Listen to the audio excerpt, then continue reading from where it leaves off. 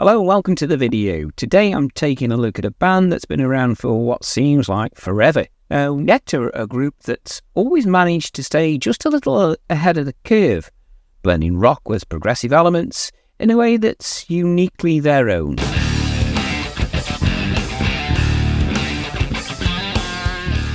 The latest offering is an EP titled Mission to Mars, released just a few days ago on September the 24th, 2024. Let's take a look at it. Now, Nektar have been making music now for over 5 decades, and this marks their 16th studio album. To say it's a relatively short one, only 34 minutes across 4 tracks, but it certainly packs a punch in those timings. Now remember to subscribe to the channel for more progressive rock videos so you don't miss out. The lineup on this record includes Derek Moore on bass, Rich Chandler on guitar, Kendall Scott on the keyboards, Jay DiTamo on drums. Well, and Rich took on the production duties as well, and it was mastered by Leon Zervos, all the way from Australia. Marianne Castillo is credited for the backing vocals, and that completes the lineup. Now the first track, the title track, Mission to Mars, it's a bit of a journey in itself. It starts off with this lovely sort of trebly guitar, almost like something you'd hear on a 70s rock station. The drumming is very clean and crisp, and it's exuding lots of energy.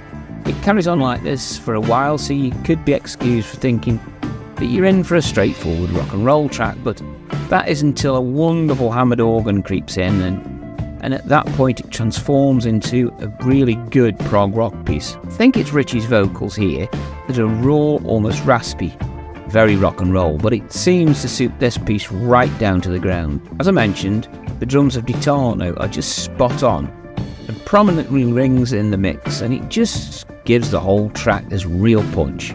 It is a bit unusual, but it really makes this a great sounding opener. I've decided it's a solid opener, and I'm enjoying it straight away. The second track is called Long Lost Sunday, and this one shifts gears slightly. Got a rhythm guitar opening. It sounds choppy for the want of a better word, but with well-controlled chord structures. We're in the minor key here, giving a song a bit of a darker edge to it. There's a nice bit of hard rock riffing happening, and Kendall's keyboards, well, they are so subtle but absolutely essential to the overall texture and feeling of the song. It had so much depth without ever really taking the spotlight. Rich delivers a beautiful control guitar solo near the end. It's restrained but still very powerful. Listening to it, there is that sense of space between the instruments, and that really makes it sound very cool and well balanced. It has to be said that the production is just 10 out of 10 at this point and helps enrich this album no end. Next is One Day High and One Day Low, and at over 9 minutes it's the longest track on this album. It opens with a gorgeous programmed orchestration that Kendall Scott came up with. Again, it's got that minor key to it, but most of the vocals are sung in a major, which creates that lovely contrast. The vocal sections are quite expansive, and Kendall's keys throughout this track are icy, cold, but still very effective. It really does send a shiver down your spine. It all finishes with I'll Let You In. Now this starts off simply, some finger-picked acoustic guitar and a minor chord again with a soft and thoughtful build. It has a most satisfying melody which really is beautiful, and what I love most is how the chorus shifts into a major, making it feel very classic, with that distinct early 70s feel to it. There's something almost nostalgic in the way the song moves from major to minor keys, and it's a chord progression that takes you back in the day, there's no doubt about that. There's a surprising spiritual undertone here too, with some Christian themes woven in. This seems to be something that the band are quite comfortable with, letting that kind of influence into the music when it feels right. Scott at the Prog Corner, in his review, spoke of this track that it was getting some airplay on some of the contemporary Christian stations. I don't know about that.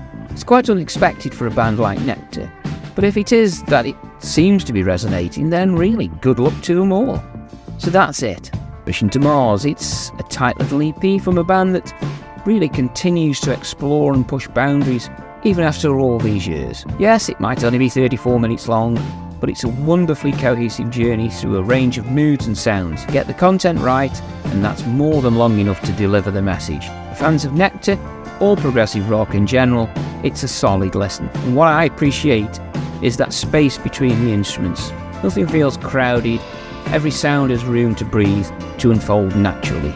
It's a record that doesn't overstay its welcome.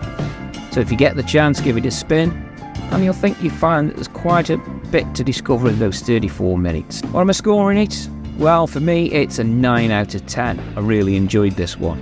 I hope you've enjoyed this journey into the world of Nektar and the album Mission to Mars. If you have your own interpretations or thoughts on the album, I'd love to hear them. It's always fascinating to see how music like this resonates with different people. Thanks for watching this one, and until next time, stay tuned for more deep dives into the music that just simply moves us.